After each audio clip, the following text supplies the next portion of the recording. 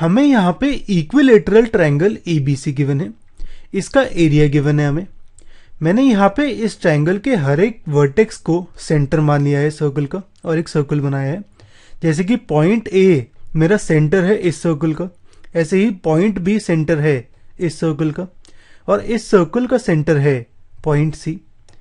अब गिवन है इसका सर्कल का रेडियस जो है ये इक्वल है half the length of the side of triangle, यानी यहाँ पे रेडियस ऑफ सर्कल होगा half the length of side, यानी हाफ ऑफ ए बी। हमें यहाँ पे एरिया ऑफ शेडेड रीजन निकालना है, यानी हमें ये ब्लू वाला एरिया निकालना है। अब यहाँ पे मैं इन पॉइंट को डी, ई और एफ कह देता हूँ। एरिया ऑफ शेडेड रीजन होगा मेरा area of equilateral triangle ABC minus ये सेक्टर को माइनस कर दूं एरिया ऑफ सेक्टर एडीई, ऐसे ही एरिया ऑफ सेक्टर बीडीएफ को माइनस कर देता हूं और एरिया ऑफ सेक्टर सीईएफ को माइनस कर देता हूं, तो मेरा शेडेड रीजन का एरिया आ जाएगा। अब यहाँ पे मैं पहले सेक्टर का एरिया निकालने के लिए मैं यहाँ पे रेडियस निकालना पड़ेगा मुझे, और रेडियस के लिए मुझे साइड ऑफ ट्रायंगल पता होनी चाहिए, तो मैं इक्विलेटरल ट्रायंगल की साइड पता करता हूं पहले।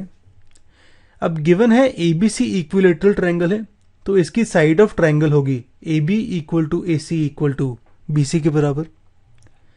अब यहां पे हम साइड निकालते हैं। गिवन है एरिया ऑफ इक्विलेटरल ट्रायंगल मेरा ये है। इक्विलेटरल ट्रायंगल के एरिया का फॉर्मूला होता है √3/4 साइड का स्क्वायर। यहां पे साइड का स्क्वायर हो जाएगा दिस इंटू 4/√3। हमें क्वेश्चन में गिवन है √3 की वैल्यू लो आप 1.73205। अब यहां पे मैं अगर ये डेसिमल पॉइंट हटाऊं तो मेरा 1 2 3 4 5 जीरो आते हैं, तो मैंने यहाँ पे 5 जीरो ऐड कर दिए ऊपर। अब यहाँ पे एक डेसिमल पॉइंट है, इसे हटाने के लिए मैं यहाँ से 1 जीरो उड़ा देता हूँ, तो ये हो गया 173,205 और यहाँ पे 4 जीरो बच गए। मेरा ये और ये कैंसिल आउट हो जाएगा, ये बचेगा 4 और 4 जीरो, यानी साइड होगा √40,000। अब यहाँ पे इसे मैं अलग अलग कर देता हूँ, मैं इसे लिखता हूँ 4 इंटू 10,000। अब 4 होता है 2 का स्क्वायर और ये 0 4 बार ही आ रहा है, तो ये होगा 100 का स्क्वायर। मैं रूट को हटाऊं तो रूट और स्क्वायर कैंसिल आउट हो जाएगा, यहां से बचेगा 2, यहां से 100, तो साइड आएगा मेरा 200 सेंटीमीटर। अब हमारी साइड आ गई, मैं रेडियस निकालता हूं।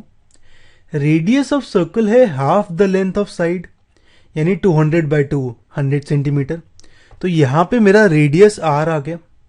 हमें एरिया ऑफ सेक्टर निकालना है।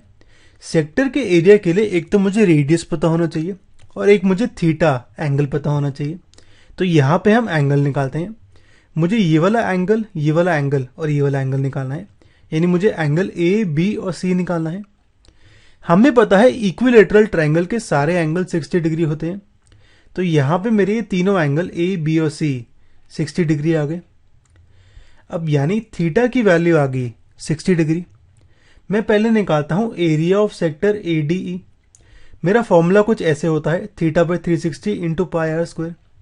थीटा की वैल्यू पुट करता हूं 60 डिग्री, आर की 100, पाई हमें यूज करना है 3.14 इस क्वेश्चन में, तो मेरा एरिया ऑफ सेक्टर आ गया 15700/3 सेंटीमीटर स्क्वायर, तो मेरा एरिया ऑफ सेक्टर एडीई आ गया। अब मैं नोटिस करो मेरा यहाँ पे डीबीएफ ये सेक्टर में एंगल थीटा सेम है और इसका रेडियस भी सेम है।